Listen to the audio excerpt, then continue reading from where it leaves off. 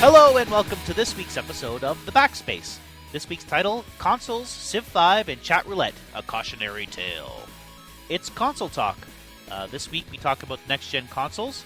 Spencer shares his love of Civ 5, and we talk about what we would do to the jerks who hacked Extra Life's children's charity. So without further ado, let's start the show. That Amazon Mayday commercial is on right now, and every time I see it, I can't help but think, poor Amy, who has to sit there and answer any questions that customers might have about the Kindle Fire. So has the world learned nothing about Chatroulette? You know, it's a dangerous, dangerous thing. Yes, thanks for your help, Amy. Now here's a picture of my penis. That's pretty much about it. Like, that's all I can think about. Sounds like fair trade to me. Poor Amy. Yes. All right. Help provided, penis picture provided. Yeah. Equitable for both sides. All right, so we're going to talk about consoles. You know why? Consoles? Because there's consoles coming out, finally. Really? There is? Yeah. I was not aware of this. You weren't aware? No, I have completely missed all the commercials and not read a damn thing about either of them. Yeah, like two huge consoles that are pretty much comparable in every way are being released about a week apart. This is unprecedented. Yeah, and you'll buy them and you'll be like, look, I've got the greatest, newest, awesome, shiny thing. What can you play on it? Every game that you can play on your PS3 or Xbox 360. Oh, and I've got like 2 exclusives, and they suck. Well, I mean, that one for the Xbox is getting pretty good buzz. Which one's that? Titanfall. Oh, yeah, I know. Coming out on PC too. I agree with the Control-Alt-Delete thing where he's like, so you can get out of your mech. I don't understand you. What are you saying? Okay, you're in your mech. I'm with you. And you can step out of your mech. You've lost me. Because I kind of agree with him at that point. It's like, it's a mech. Why the hell would you get out of it? I mean, except when it's going to blow up. And then you jump right back in a new one. Well, they are awfully big targets. Yeah. Yes. Wait, I suppose. What was the name of that game? Metal Marines? Steel Battalion? I think?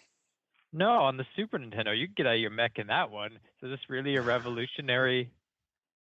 How about Shogo? That game was great. Sure.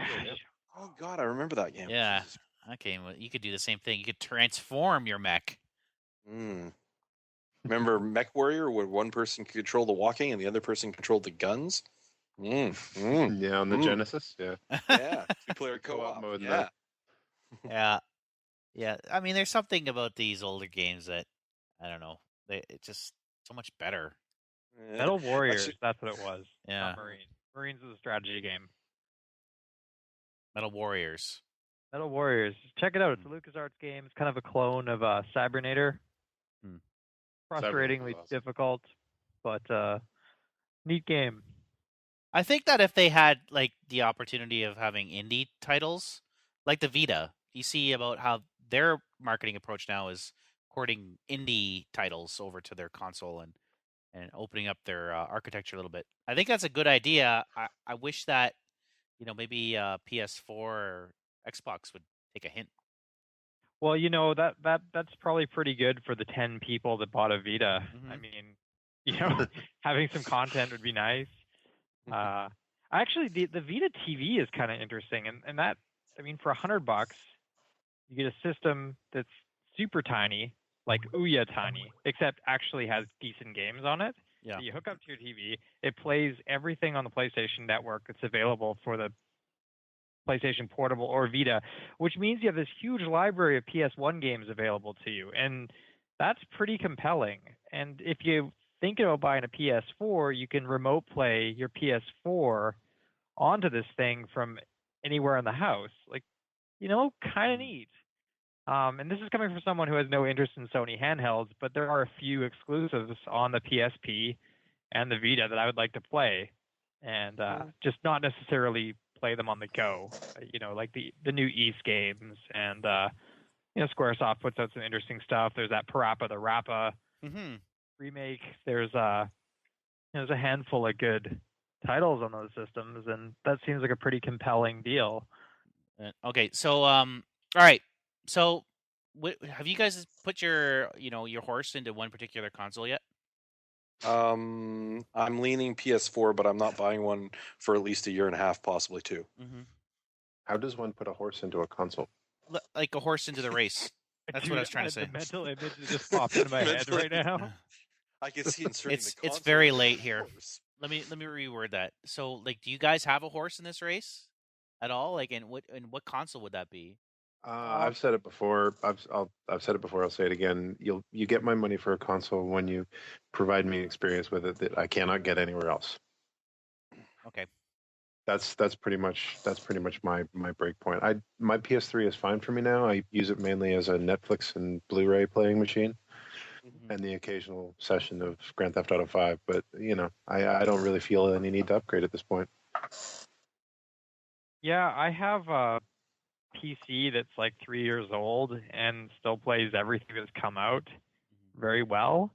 The last generation I skipped out until, a year and a half ago I got a Wii used for $50, which was a really good investment. There are some great titles on it, but I just don't see myself like the last generation. There wasn't any compelling exclusives for either of those systems, for either the 360 or the PS3. I just skipped it, and I don't feel I missed much. So yeah, I well, I agree with you Mass there. Effect made me buy an Xbox 360, and that was a timed exclusive. I play them all on PC now. And I think it was Dark Souls. Yeah, Dark Souls that got me into the PS3. So there's my dog again. Sorry. I can't remember what got me into the PS3. I think it was just I had the money. I'm going to buy it. It's a good Blu-ray player. It's a what do they call it? A Profile 2 Blu-ray player, the one that can update itself over the internet. Yeah, it only does everything. Yeah. As the commercial attests to. But yeah, between Sony and Microsoft, I think if I was going to buy one, it would probably be the PS4, if just because they seem to have more consumer-friendly policies. And Sony. aside from which is weird because it's consumer-friendly and PS4. That's something like that. That actually is a pretty good segue into just some of the things that the PS4 can't do that they announced last week, and I'll drop these little shit nuggets on you guys. So audio CDs are not supported. What? Yeah, you cannot play audio CDs or any of your MP3s. They can't stream to it. That's okay, Grandpa. I'm sure you got a Discman in the closet somewhere. Yeah, no, that's fine. But if you want to stream your MP3s or any music while you play, you have to sign up for their Music Unlimited streaming service, which will allow you to listen to their music while you play your PS4 games. So, you also can't change your PSN name ever, and never ever. So that's it. What? Yeah, once you get a, I like your little exclamations here. This is great. Little what? Expressions of indignation. This is great. You're starting to make this thing kind of gay. I'm starting to think I might have put my money on the wrong horse here. Put your horse in wrong. Put the horse in the wrong console. Damn it. You can't. I'm always doing that. Well, that's the problem with horses. They just can't play video games. They get stuck in consoles. Everybody knows they get stuck. You guys didn't know that? No. Sorry. Next is you can't connect an external hard drive or stream videos from your PC to the PS4. That's a big deal for me. Yeah. That's going to be the reason why I keep my current generation of consoles, because I do that a lot. So. But you can actually stream videos that belong to Sony using their Video Unlimited service. Subscription required. Pay my money. Pay me money. Okay. How many more different video content services am I going to have to sign up for just to make this damn thing work? Yeah, to do what you want, which you could do in the Xbox One, the first one. Yeah, I don't know. Xbox hasn't really released what it can and cannot do. I think that one of the big things that brought them their popularity is the fact that it is a media center, that you can stream to it. I think Microsoft is just sort of keeping their mouth shut, because every time they've opened up their mouth on what it can do, it can do this, and this is the way it has to work, and people are like, "You freaking assholes!" And they're like, we're gonna shut that off. Yeah, Yeah. Well, it's kind of funny actually the way this whole thing has gone down, because Microsoft, when they originally announced their specs, everybody just took them to task for it. And they relaxed a bunch of that stuff, and everybody just kind of calmed down. When PS4 announced everything, everybody was like, "Yeah, this is the way we want it to be." And then all of a sudden, they come in with all these restrictions, and everybody's like, "No, this is bad." So I mean, they're kind of going back and forth at this point. I mean, it was like the thing with the what you may call it, the Kinect. The Xbox had the Kinect that was always on, and all the conspiracy and the wackos were just going nuts about that. Yeah. Because they had actually cited some cases where they had gone, like the government had obtained a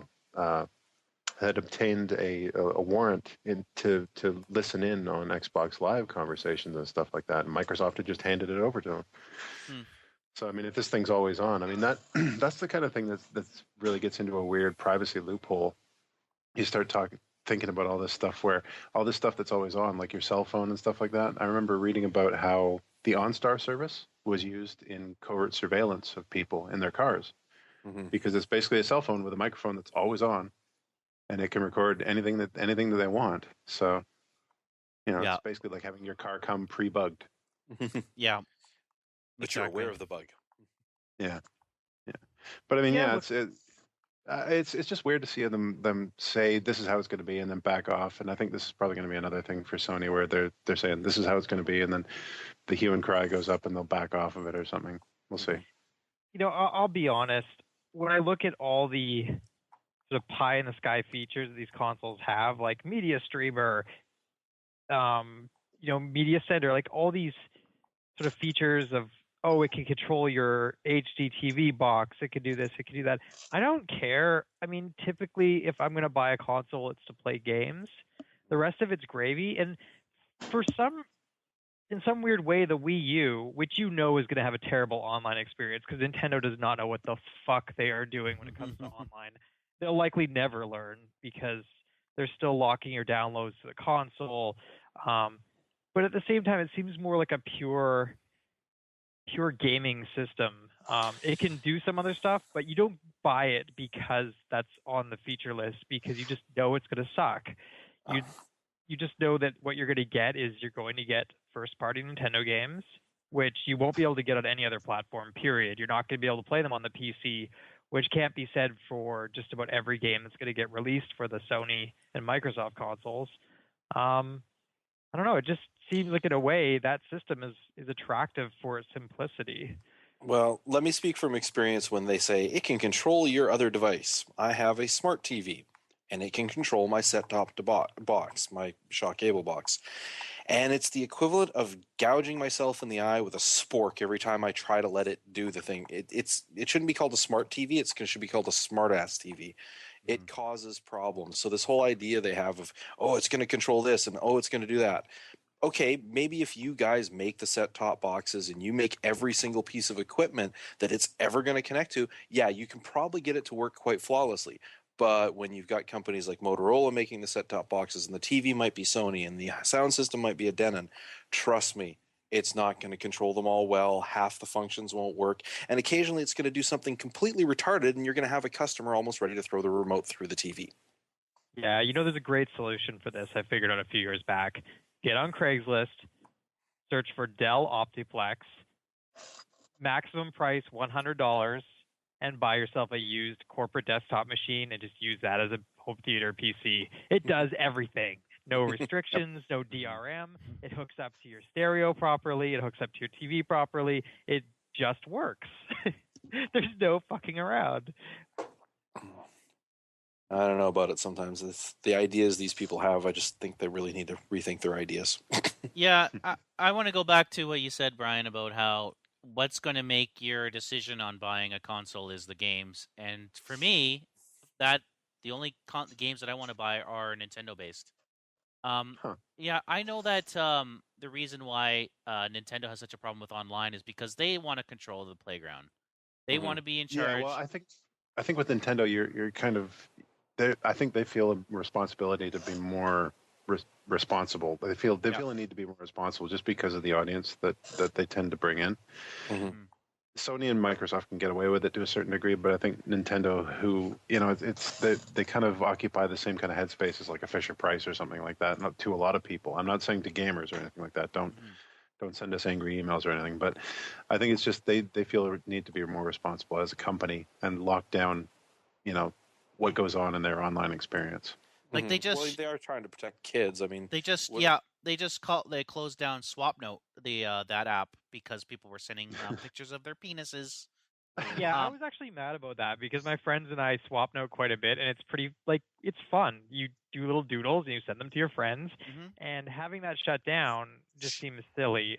There's parental controls on the 3DS, and that again, I think part of it too is, I mean, you're right, Brian. They have to be more responsible because they're very much a family friendly company, but at the same time, they don't have a strong American division to draw from. And when it comes down to it, online services and Japan, that's not a combination that ever works. Like you look at their social networks, look at their media streaming services, they are 10 years behind North America.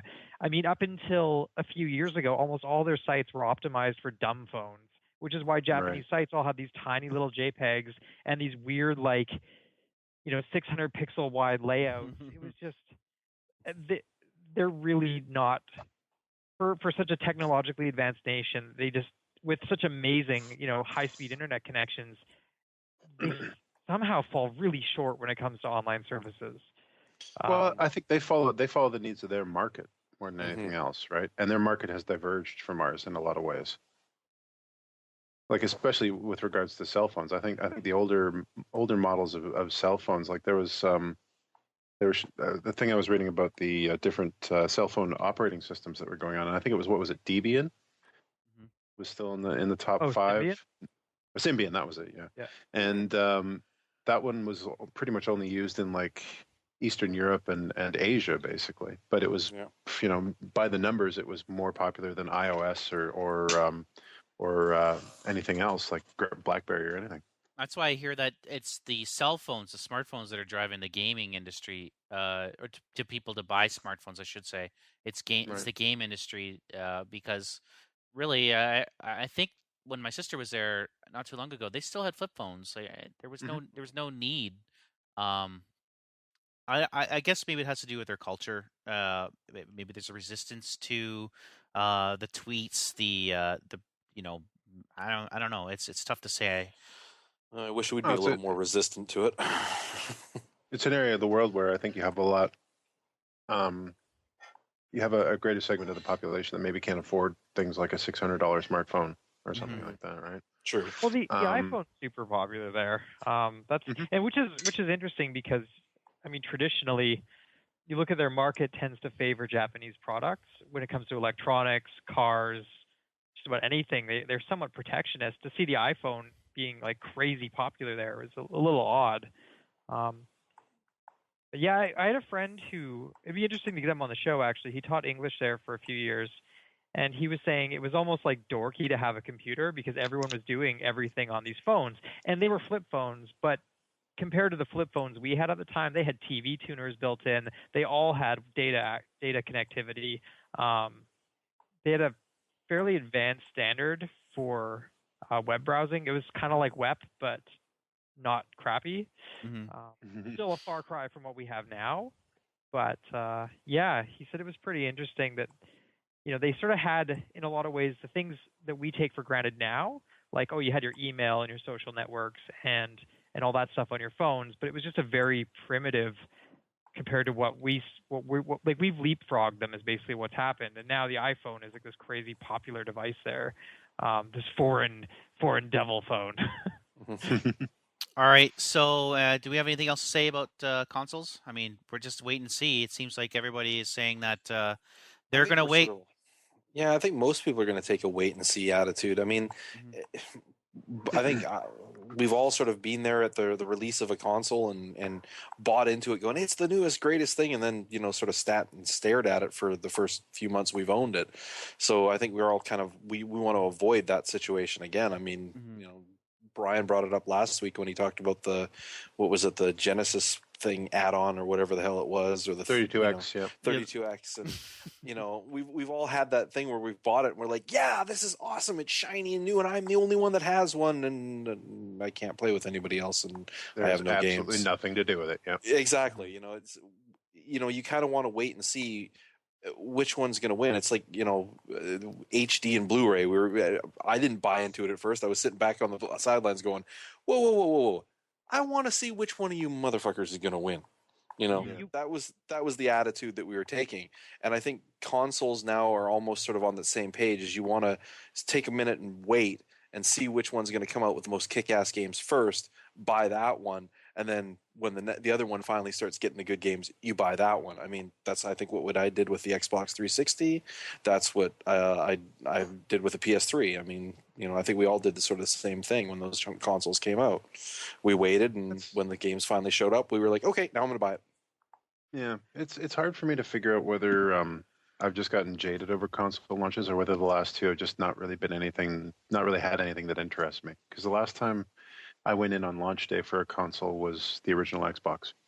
Mm-hmm. And at the time, I basically bought it because I didn't have a DVD player, and I didn't have a PS2 at the time. So I was like, oh, screw it, I'll just get this and it'll be my DVD player and I'll play games on it. But the Xbox 360 launch, or the 360 launch and the PS3 launch, I skipped them for a good long time.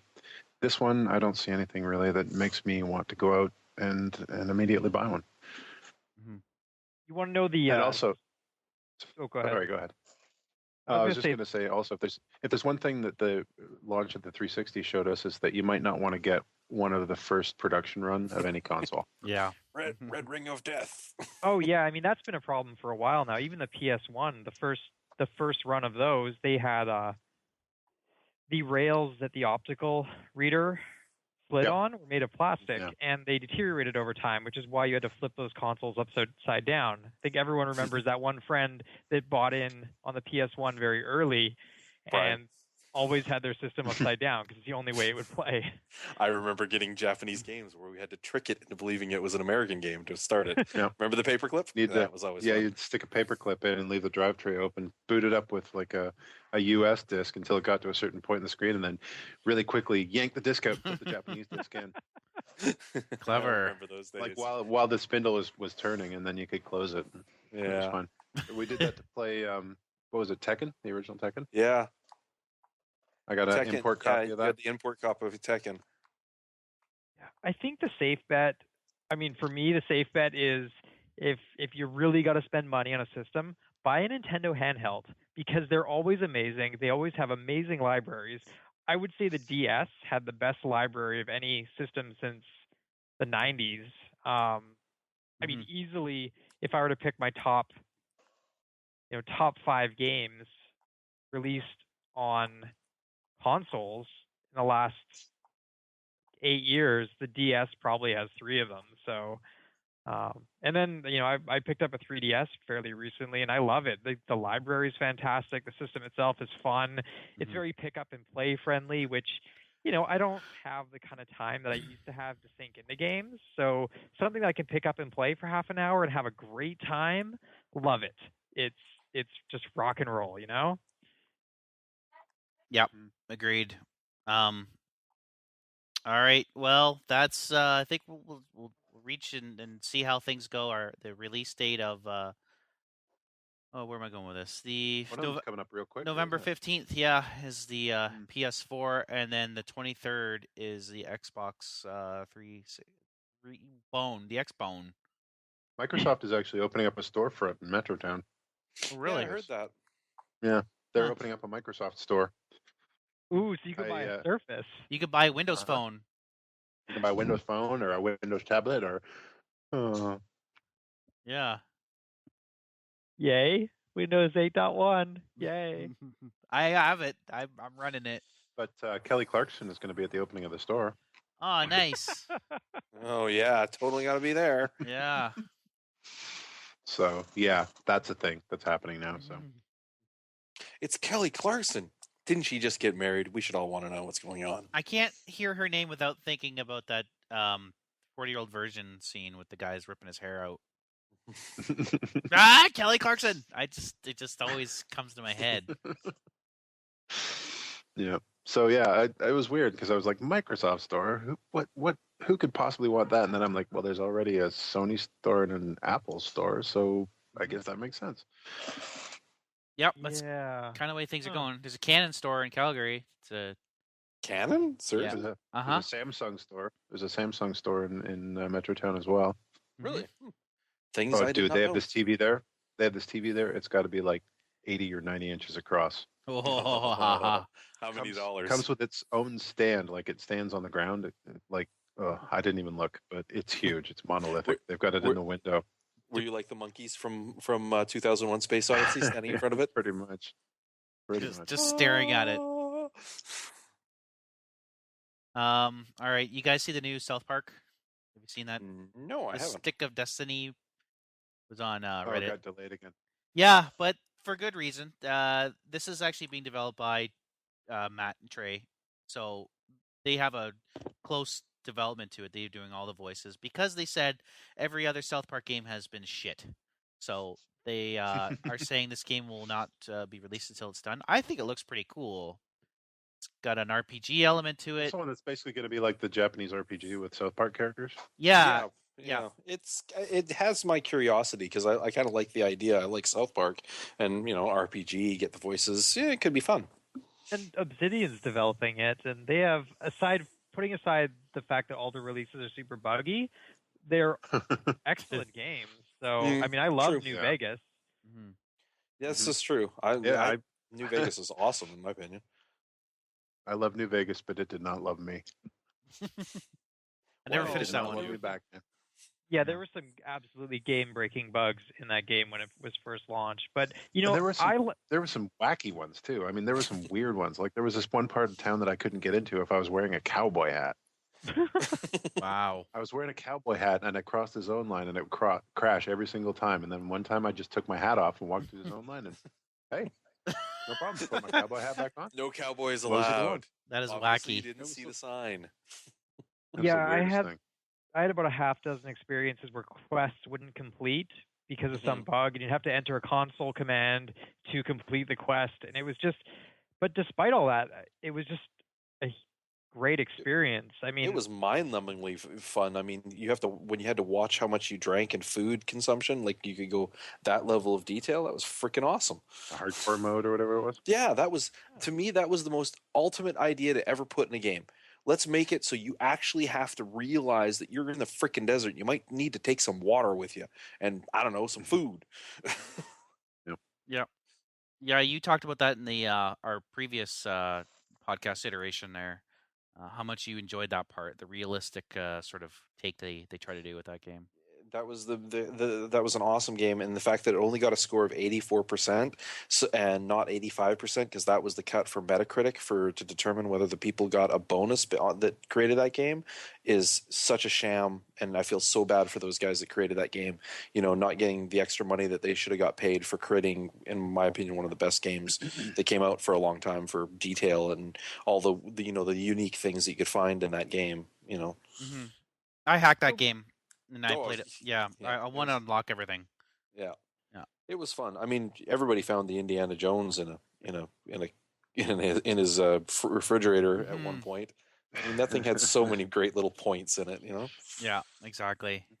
But I digress. Obsidian doing the Stick of Destiny or Stick of Truth or whatever it's called. I like that idea, and I mean the fact that Matt Stone and Trey Parker. Yeah, got their names right for once. That they want it to be good. I mean, that to me, fine. If you want to delay a game to make sure it's good, I have no problem with that. I'm not going to yell at you and scream, "Oh, I want this game right now." If you say it's not quite done, we want to make it better, go to town. Yeah. Make sure that the game you're giving me is the game you've promised me. Yeah, so they're saying, I think, March next year now. So is that what you heard too, Brian? Yeah. So It was March. It was supposed to be originally March of this year, so that's almost a year delay. well, whatever. it was a THQ game, wasn't it? That got bought by. Yeah, it was. Yeah. And then that went tits up, and then Ubisoft bought the rights to it. So I know there was a huge delay due to that because people had to get paid, and it just was completely up in the air as to whether it was going to get finished or not. Just like a lot of those THQ projects. So the fact that it is coming out, I mean, that's cool. Yeah. Okay. So Brian, you have a little bit of news from this Extra Life charity. Can you tell us a little bit about that? Yeah, the 25-hour marathon went on this weekend, and unfortunately, their site that was put up to collect donations for that marathon was hit with a denial of service attack, not once but twice. Wow. Douchebaggery. Yeah, it was basically distributed denial of service attack, overwhelming their site with false visitors, making it impossible for real visitors to get in and give money to help the children. There was a message from the organizers that read basically, I'm not sure what kind of person would DDoS a charitable initiative. I'm so sorry that you are going through this frustration today. Our entire team is purely heartbroken that someone would do this, but it has happened. As frustrating as this is for everyone involved, it pales in comparison to what the kids we're trying to save go through. That reality for me personally is about the only thing keeping me somewhat calm right now. I'm very angry and very sorry. You deserve better than this. The kids deserve better than this. Extra Life has given a lot of us some of the happiest moments in our lives, and this is not one of those moments. Mm-hmm. So that was a statement from Extra Life on the whole thing. So yeah, it looks like apparently somebody decided to try and shut down a charity that was collecting money for sick children. So What would be really nice bravo, if that, buddy. Whoever did this. bravo. What would be really nice is there's that hacker group Anonymous. What would be really nice, because those guys usually sort of try to do the right thing to a certain degree, would be really nice if they decided to do the right thing and figure out who it was that did this and just make their life a living hell for the next 5 years. Just out 5 them. years. Yeah. Yeah. Out them. I Make think their life a 4chan little has living. already picked this one up and started running with it. So yeah, Mm. we'll see where that leads. Yeah. That'd be nice. This, Just dicks yeah. like that they need to be people that do shit like that. They need some serious comeuppance. Life needs to get revenge on them for doing something that is trying to help kids. I mean, they're kids, for Christ's sakes. Mm. That's There's dick move. yeah, it's just amazing how this stuff kind of shakes down, because there's already people in the Reddit thread and some people in message boards and stuff like that who are saying that this is some kind of publicity stunt trying to get more publicity for the charity and stuff like that. I mean, it's getting sick. Mm. But yeah, Mm. it's getting ridiculous right now. But I mean, whoever would do that in the first place is a pretty marginal human being to begin with. I think we can all agree about that. Yeah. Mhm. Yeah, I don't understand it, and actually that's the first thing I thought too, Brett. When I heard the story, I was like, I hope Anonymous does figure out who these guys are. Mhm. I don't think I don't think we should bring out our pitchforks and because that never really worked. I No. remember the Pitch- whole I'll let the internet do it. yeah that always works out very well. Yeah, that doesn't end in problems. Mm-hmm. But hopefully there is an upside to this. Hopefully the fallout from this is that they end up making more money in donations than they would have, For sure. or ordinarily. I think that would be the happiest possible circumstance that could end this thing off. So Yeah. All right. In other news, Telltale has released some info about The Walking Dead episode 2. In fact, they have a release date, sort of, kinda. And they're figuring it's going to be the first episode will be released either the end of November or just before Christmas. So, you'll be able to play as Clementine. That has definitely been released as news. I'm excited. I love the first game a lot, so it was game of the year in a lot of lists. It would have been on my game of the year list if we had a game of the year list. But yeah, no, I think this is great. What do you guys think? I pre-ordered it, yeah. that my ball's in the court already. I love the first game. Yeah. Really looking forward to see what they do. Looking forward to seeing what they do with the license. I didn't even know that you were playing as Clementine. I just sort of assumed you'd pick up as a new Guardian. So that's interesting to hear. But again, I pre-ordered the second it showed up on Steam. Like, I didn't know anything about it. Mm-hmm. So I trust that they'll deliver. I mean, if this game is half as good as the first one, it's still going to be $22 well spent. Yeah. That game brought out so many emotions. So many. All the feels. All the feels at It gave once. you all the feels. I cry every time, you guys. More opportunity for me to go, oh God, what have I done? Yeah, those decisions you make Every in that choice is bad. Yeah. Well, cut off your arm and hope for the best. In other Telltale news, they have a so-called dream title coming up that they can't wait to tell us about. Any guesses here? What do you guys think it's going to be? Well, they've done Jurassic Park. They've done Back to the Future. Mm-hmm. Telltale Ghostbusters game, maybe? That would be cool.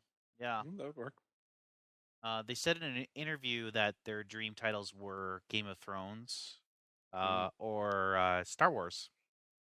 Hmm. So, Star Wars. Star Wars. Well, Hmm. there are a lot of Star Wars games under development right now. There are ones that have not even been announced yet. There are a lot of games coming out in the next little while with the I Star just Wars. hope Ever they since get- this rebranding thing. yeah. I hope 1313 somehow finds its way to the light of day because that game had me interested. Didn't that one get canceled? Yeah, that one got shit canned, but Mhm. That was the bounty hunter game where you went into the lower levels of Coruscant and, were basically, it was a first person shooter and it looked really kind of cool. But Brett, would you be willing to give up 1313 if it meant that you got KOTOR 3, Battlefield 3, and a worthwhile sequel to X-Wing versus TIE Fighter? Yep. X-Wing Alliance? Oh God, yes, I would totally give up 13. Yeah, a new X-Wing Alliance, basically. Yeah, if you give me X-Wing Alliance again that we can play online like we did back when we were playing all in one room and we were having the massive Starfleet the starship battles. If you give that to me again that we can play online, I will sell my soul to the devil. Star Citizen. Yes. I Star love Citizen. Yeah, there you go. yeah. I love that mod that Chris, one of our roommates, did. It was just a space filled with stormtroopers. Well, you need a little setup for that story for starters. Yeah. Okay, we had the LAN set up in the old place, and we basically had, what was it, 4 computers that were networked together. Yeah. So what we would do is we'd set up a server on one of them. 3 people would play it, and we'd have one of our friends who wasn't playing just go in and come up with a scenario for us and tell us what we needed to do, because the multiplayer, it was sort of ad hoc. It was like spawn this many things and go. One time, we log in. We start flying around, and there's just astromech droids everywhere. R2D2s, just clouds and clouds of them everywhere. And we were expecting to see like a Star Destroyer or something, or a fighter melee or something. Nope, just random floating astromech droids that screamed like R2D2 every time you ran your ship into them. Yeah. The stormtrooper one that he did was good because at one point all he had was stormtroopers in the suits and one Star Destroyer. Yeah, 0 G troopers and then 1 Star Destroyer. And like he said to us, he says you broke in on them while they were fixing it, and they were all outside. And you basically warped in, and all of a sudden like bounce, bounce, bounce, bounce, bounce off your shields as these stormtroopers were like, you're like, oh, and there's the Star Destroyer. Okay. Yeah. Yeah. There was some interesting balance. Yeah. So, anyways, I don't want to say that this is anything official, but the word is that Electronic Arts getting back the Star Wars license is basically going to mean that we're going to get Knights of the Old Republic 2 now that they own BioWare, or Knights of the Old Republic 3, pardon me, now that they own BioWare. We're going to get a DICE-made Battlefront 3. Nice. And we're going to get an X-Wing Alliance sequel. Oh. I would be happy with all 3 of those. That's not official yet. That's not official yet, but I heard it here first. The only caveat to that makes me go, is that the first 2 letters of the company, the EA, it's just it's kind of like, you're thinking this is going to be great, but I'm also going to get kicked in the balls because I have to use Origins. So it's EA, and I mean this is a publisher that is notorious for destroying games. They will take a good concept from a good developer, and they will interfere until the game is just driven into the dirt. I mean, I didn't think it would be possible to fuck up a SimCity game.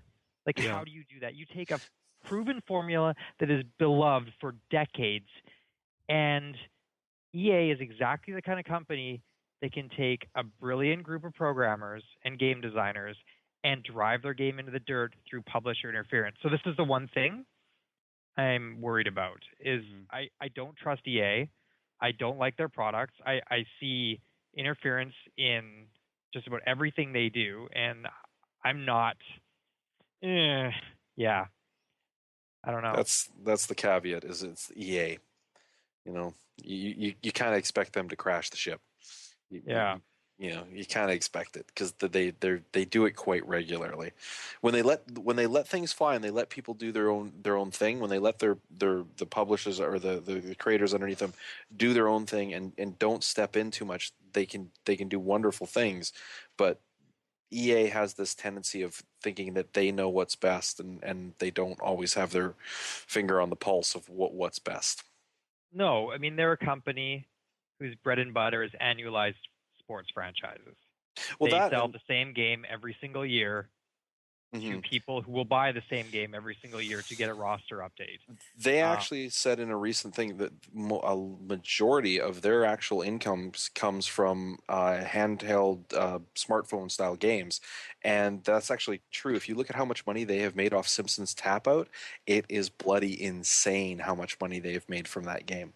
So they're looking at that as where they're going to make their money. They don't look at the games as much as where they're going to make the money anymore. So it's kind of interesting, except for, like you said, Madden, and NBA and all those other FIFA. ones. FIFA, FIFA, yes. man. The whole world plays FIFA. Yeah, except apparently us. I have no interest in playing it. Yeah. Did you see in the Nintendo eShop FIFA 13? There's actually a notice. Now, EA is allowed to put, like, publishers can put whatever description they want for the game, but there's actually a notice from Nintendo that says there's been no gameplay changes this year. It's just a roster update. Like, they had to put that in there to indicate that you're buying the same game that you already own, but nothing's changed except for the roster. It was pretty funny to see that. But anyway, I mean, I still haven't forgiven them for Spore. Yeah. You watch that one demo that they had with Robin Williams, and it was like, this is going to be the best game ever. And then we got the worst game ever. So, yeah, it was pretty bad. And that was 100% studio interference. Yeah. So we'll see. And also BioWare, maybe they'll give Jennifer Hepler to write for it, and we can get another Mass Effect 3 or Dragon Age 2. Yeah. The BioWare name doesn't have a lot of clout with me anymore. Not anymore, no. You just wait. They'll win you back. Yeah, I hope so. Well, if they I'm want to try to the win me BioWare apologist of the bunch, so. we if got to if go. they want to work to win me back, I'm okay with that. We got to go to the next E3, guys, and then they can see. I'm willing to give them a chance, but these are not going to be pre-ordered. These will very much be a wait and see. I just, there's some franchises or some developers I will jump on their games. Walking Dead being a great example of this. Telltale is awesome. Loved everything I played by them, and at $22, it was a no-brainer. I'm like, okay, I'm going to enjoy this. I'm going to get a couple episodes, or 5 episodes probably. Yeah. But blockbuster $60 games, nuh-uh. Yeah. Big publisher games, nuh-uh. Exactly. Well, I think this is a good place to take a little break, and when we get back, we'll talk about the games that we played last week.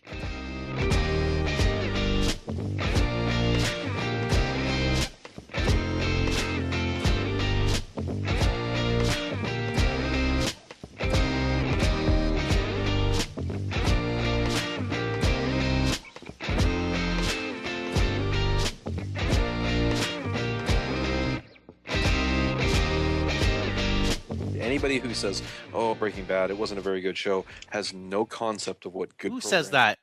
Who I've says that? He's likely to get himself hung in the town square these days. Yeah. I know. I work with somebody who goes, "I just couldn't get into that show. It just didn't seem that smart." And I'm just like, seriously, have you watched any of the episodes? Oh, I tried to watch the worst one. It was kind of weird watching him running around in his underwear. And I'm like, that's what threw you off? Seriously? I don't know. Some people just think because it's a hype. He did that all the time in Malcolm in the Middle. Yeah, exactly. I think a lot of people are looking at that and goes, "Oh, it's Bryan Cranston. How can he be?" And it's like, dude, he's good. Trust me. The guy's got good acting chops. He was a Samu in Macross Plus. He was? Yeah, he's done a whole bunch of voice work. Look it up. He's got some interesting roles. Yeah, he played a monster in Mighty Morphin Power Rangers. Really? Yep. Huh. Well, I guess you do what you got to do to pay the bills, eh? Yeah. Do what you got to do. I miss Hollywood stuff. Spartacus. Remember that show? Yeah, that was good. I couldn't get into that one. Really? What? Yeah. Blood, boobies, and violence? Come on. I don't know. That It show was got better every single year it was on, Dan. Yeah, every single year. it did. Wow. It did. It was great. It Yeah. ended quite well too. Mm-hmm. Amazing ending. Beautiful ending. All right. Well, welcome back to a sleepy episode of the Backspace. Yeah. So if you like our show, follow us on Twitter at our Backspace. And you can also email us. We have the email at podcast@ourbackspace.com. All right. So now we're going to talk about the games that we played. And Spencer, you actually have something written down here. So I'll let you start off this week. I haven't really dove into anything big this week. You know, I tend to play a lot throughout the week, but it's a lot of sort of pick up and play. Like I'll grab the 3DS and play some Mario Kart or March of the Minis or something. But this week, yeah, played a couple more rounds of Civ 5. That's one of those games that I've always had a Civilization game installed on the hard drive of whatever computer I've owned since like late 90s. Great standby. I mean, the game always is entertaining. It never ceases to surprise me, and it makes for some great stories. You can sort of build a narrative in your head about what's going on, which I love. But I also last week in the Should I Buy It, I was recommended Game Dev Tycoon. I picked that up, and I've been playing it last couple days, and it's been pretty fun.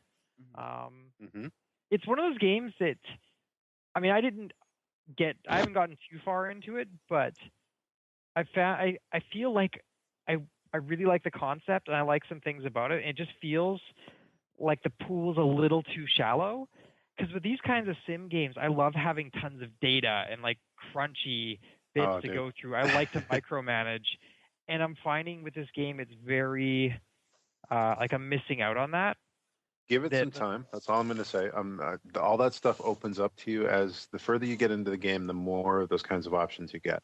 And believe me, that's part of the whole iterative process in this game. You start having to react to different forces that you become aware of through these new metrics. More and more, the game kind of reveals itself as you go along. So yeah, stick with it if that's your main concern, because I think it's trying to kind of portray an environment where when the industry started, they didn't have a lot of insight into these forces that were shaping why their games got sold and what made a million selling title and stuff like that. So a lot of that kind of stuff that we take for granted now, I don't think that was really present when the whole thing was getting rolling. And I think this game is kind of designed to sort of mirror that. Okay, well, I'll give it some more time. I've gotten as far as like having 3 or 4 employees, then usually end up going bankrupt at that point. Yeah, that's where I stopped too in that game. Yeah, I found that I'm clearly missing something here, because I just have the games just can't ever return at a certain point. I just can't make money. In fact, I did an experiment, and staying in the garage seems to be the best way to accumulate cash in that game. I bet you could do the entire game in the garage, end up with like 100 million in the bank by the end of it, just by never getting employees. Yeah, well, that's the thing. That's why I said it basically gives you some insight into how the games industry works. I mean, as overhead goes up, obviously the pressure to create a successful game becomes more and more severe, right? And that really, I think, is mirrored well in this game. But I'm glad you're liking it. I enjoyed that game a lot too. Yeah, it's definitely fun. I feel like it just like is missing some polish. Like there's some user interface problems I've had where I find that the click targets, like this is driving me a little bit crazy, is the click target is terrible. It's really hard to select your own people. They seem to have a target box in like the middle of their torso. Yeah. And that's like the only place you click on them. Like when editing text fields, you have to edit. It seems like it's about 50 pixels to the left of the text box is a sweet spot, because anywhere else it won't actually get you into that text box. So those little things are kind of nagging at me. But the game itself, the presentation's really cool. It's very simple, but it's effective. It's got that satisfying popping sound whenever you're doing any program. When everything's bubbling up to the top. Yeah. When I was in high school, way back in the day, we actually broke into the library in the weekend and installed Civ. I think Civ 2 actually on those computers. And that's what we would do. We'd actually break into school and play in the library. But you had a very wow. I know, right? Fucking rebel. Yeah, hardcore. I haven't been playing much. So there's not much that I'm going to say. I've been working end of the month type thing. So yeah, getting your numbers in. Yeah, getting the numbers in, doing all the fun stuff that adults have to do. Well, that's boring. Brett, I'm do you- sorry. no doubt. Brett, do you do any commercial install work? No, I'm not one of the commercial installers, and sometimes I thank myself for that because I've seen some of the work that they've had to deal with, and I was just curious because we had a commercial installer come in. We moved offices this week or last week, and I was surprised. We only brought in 4 phone lines, but they wired up a 25 pair off their DBT or off their DPT. I was kind of like, huh. You're listening to all Bix Blocks Considered. So awesome. My cat's breath smells like cat food. I'm sorry, I didn't mean to derail the entire thing. It's staying in, you guys. hey, it's we staying were in. able to talk about something that just you guys are going, what the hell are they talking about? So Yeah. it was fun. All right, Brian, you're up, buddy. Oh God. Brian, what have have you been playing this week? GTA 5 Yeah. mainly. I created an online character. You created an And- online character? You've got to play Yeah. online. How's that going? How? Not great. so Yeah. far. Yeah. Bunch of d-bags. The world is filled with a bunch of really mean people. That say a lot of dirty words a lot and speak in, and think they're gangsters. Yeah. Yeah. I don't really like the people who say things really loud over the voice chat. Have you heard anybody talking to a prostitute? No. I saw that video. That was pretty funny, actually. Mm-hmm. Have you seen that? Know if I asked. Okay. No. Okay, this requires a little bit of setup. Basically, the way it works in Grand Theft Auto 5 is when you're at a strip club, you can flirt with the strippers, but to do so, you have to talk into the mic. When you're playing online, the voice chat is open, so people can hear you. And there have been several YouTube videos posted now of people who could hear these people talking in voice chat to a stripper, telling them what they wanted the stripper to do to them, and things like that. Yeah. They're quite funny if you look them up online. There's a few YouTube videos of people overhearing what these like 12-year-old boys are saying to strippers over their microphones. Yeah, there's some pretty like I don't know, like What was the one kid who was saying, "You ain't never going to college. Yeah, you don't have a job. You ain't never gonna go to college. What are you doing up there? You ain't never gonna go to college." God. Yeah, that was awesome.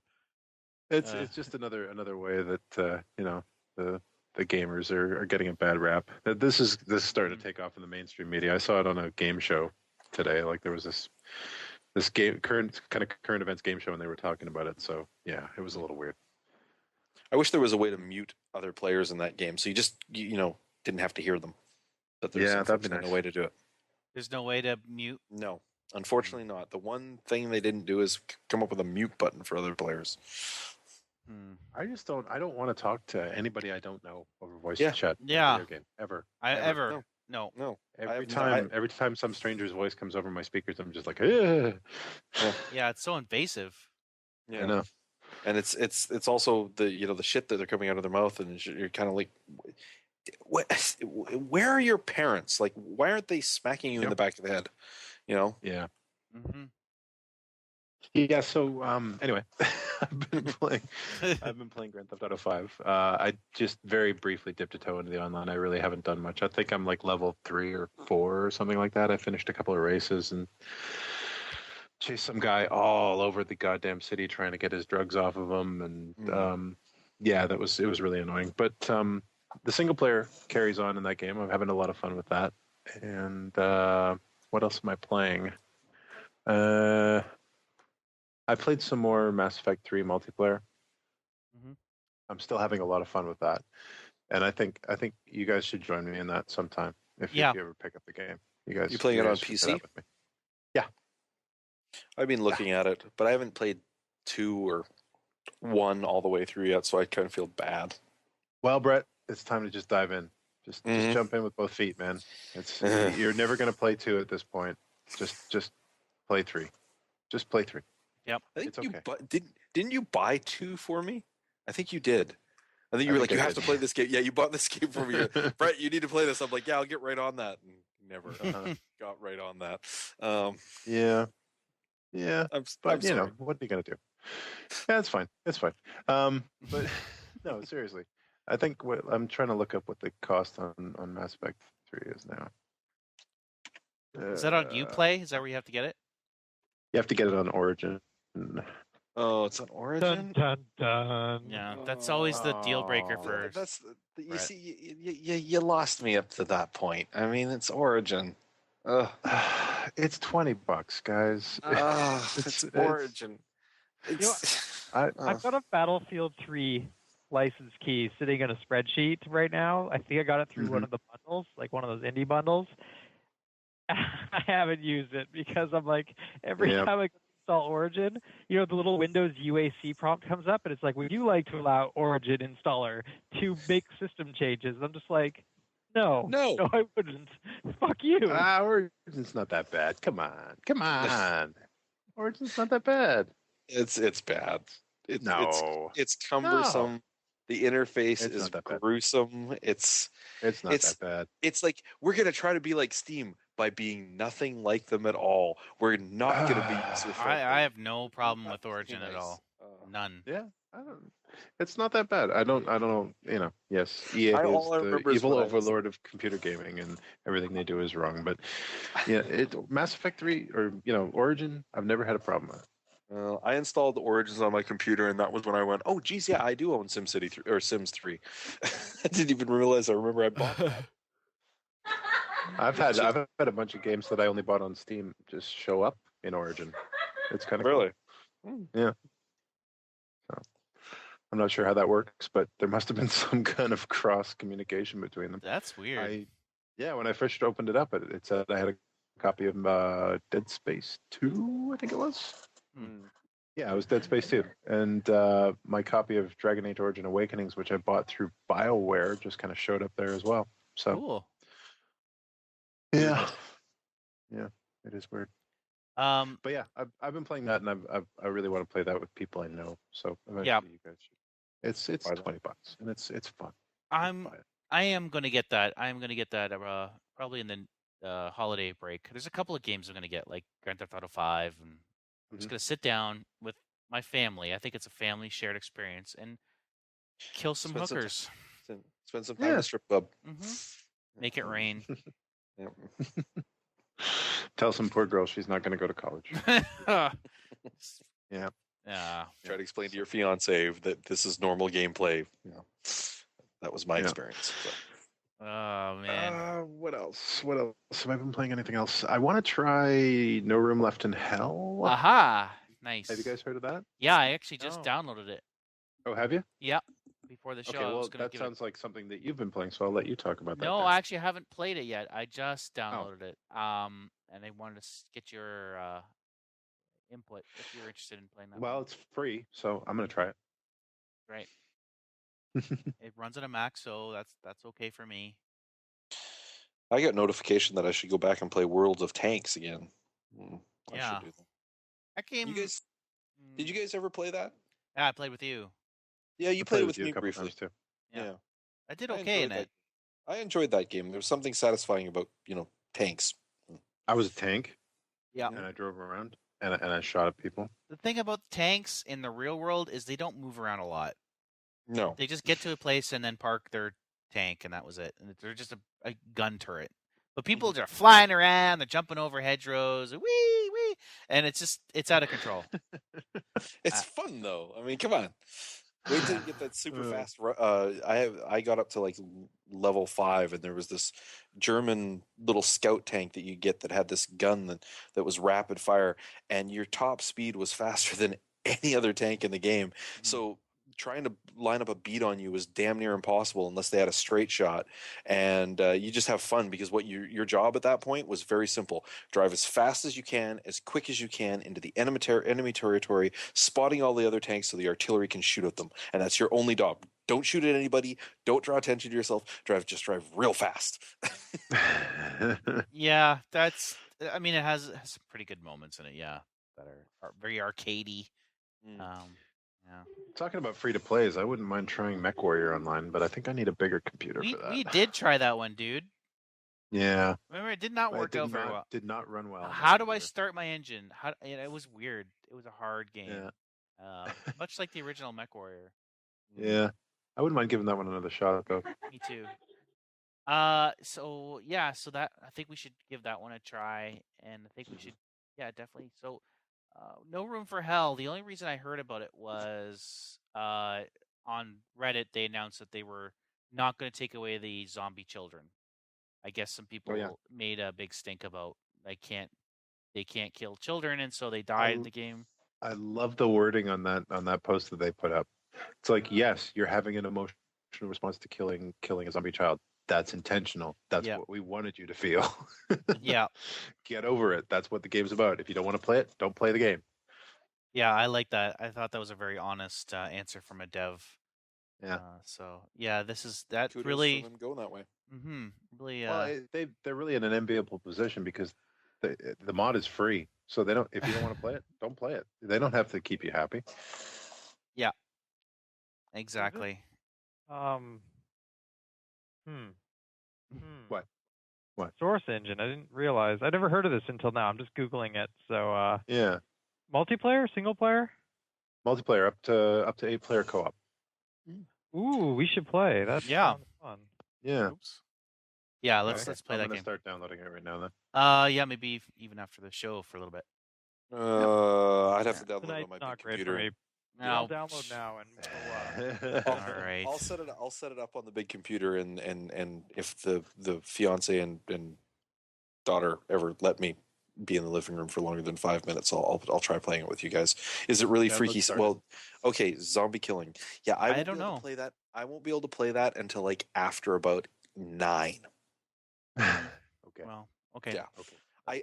I really don't want to subject a 6-year-old child to that. That would just probably not, be a good idea. Well, you know it. I was gonna say something. I don't know. I can't formulate a thought right now. All right. About balls and purse, perhaps. Something about zombie children, and it just I didn't like where that was going. No, pull the ripcord. Yeah. Move on.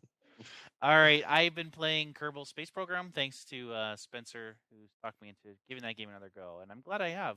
The campaign mode or career mode is a new addition in this version. It's still in beta, so there's still some jankiness. And so, you start off not as a one Kerbal. You start off as a career designing these rockets, and you get like the bare minimum to get a rocket into orbit. And that gets you science. You could do science in space, and then that gets you more. Let you spend science to unlock these new rockets, and it just kind of builds from there. And the only thing is they got to balance some of the rocket parts, but that's it's in beta, so I'm not complaining. What is really exciting is Kerbal Space Program. A mod for it allows you to play it multiplayer in the same sort of style like a Minecraft server. So, have you heard about this, Spencer? I saw something about it. It seemed really interesting because it actually allows you to use the time warp function and then sync up to everyone else after the fact. Right. But I haven't tried it. It looks interesting. I mean, you could have a space race effectively, like between you and another nation if you wanted to. Be like, who's going to get to the moon first? Yeah, that's kind of neat. I like the idea of like building a space colony on the moon, a la Minecraft. Like a Minecraft server, you just have it open to anybody coming and contribute to your, colonization. I think that would be a neat idea. It's got potential. I always thought it should be a multiplayer game, but again, like you said, the time warp thing might be a problem. Well, that's one of the big things is the time scales in that game, especially once you start doing interplanetary stuff, become huge. A mission to Duna becomes a multi-year affair. It's not. So that's where I could see there being some issues. But the fact that you can sync up to everyone else afterwards seems like as long as everyone else. I mean, if you're making the assumption that everyone else is doing interplanetary stuff too, at some point the games will sync up.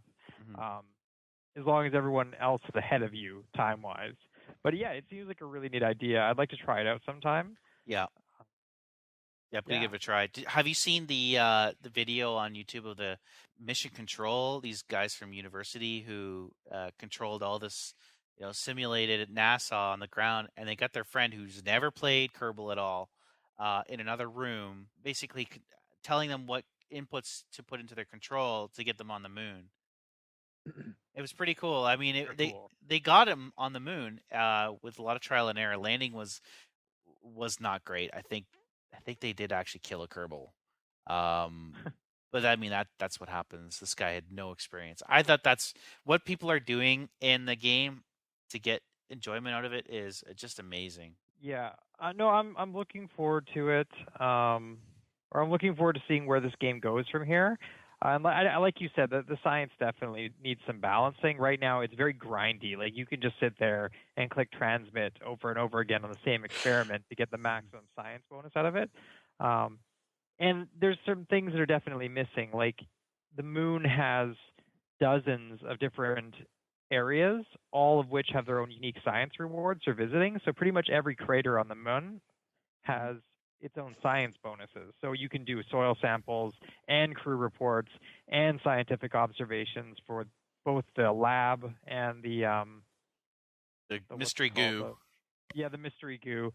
And so the moon right now is this treasure trove of science, whereas Minmus, for example, even though there's those methane lakes and the mountains and the polar region, it's all just one biome, and it all is just one science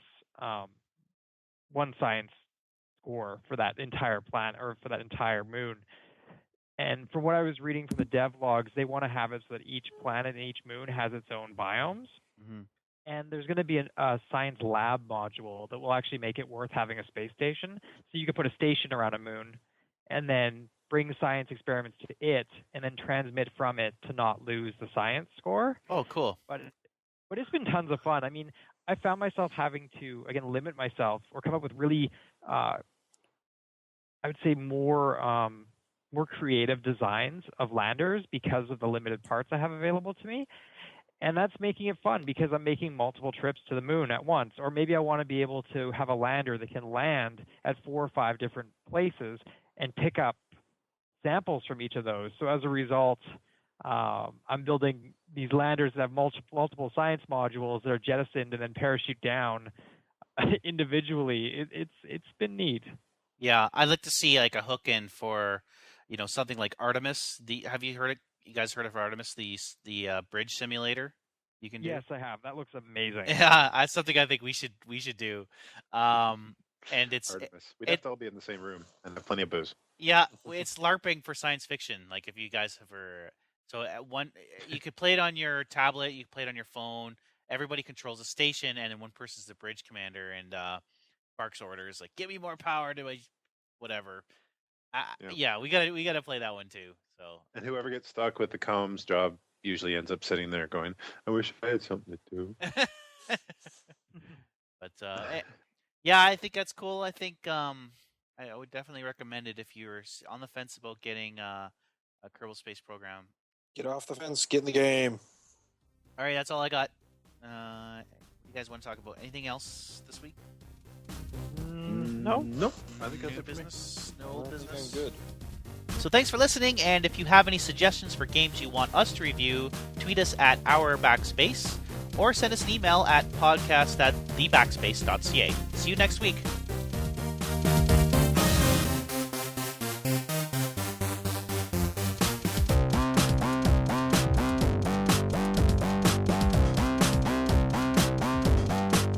Yeah, that train simulator thing, or all those like mundane simulators. I love how there's an article maybe 2 years ago where they talked about who's actually buying them, and it was all German. It was like they're These super video hot games, in they're too exciting. We need some mundane. We need the boring video games. Our culture has had way too much action in the last century. Yes. We just want to farm and maybe drive and ride on a train.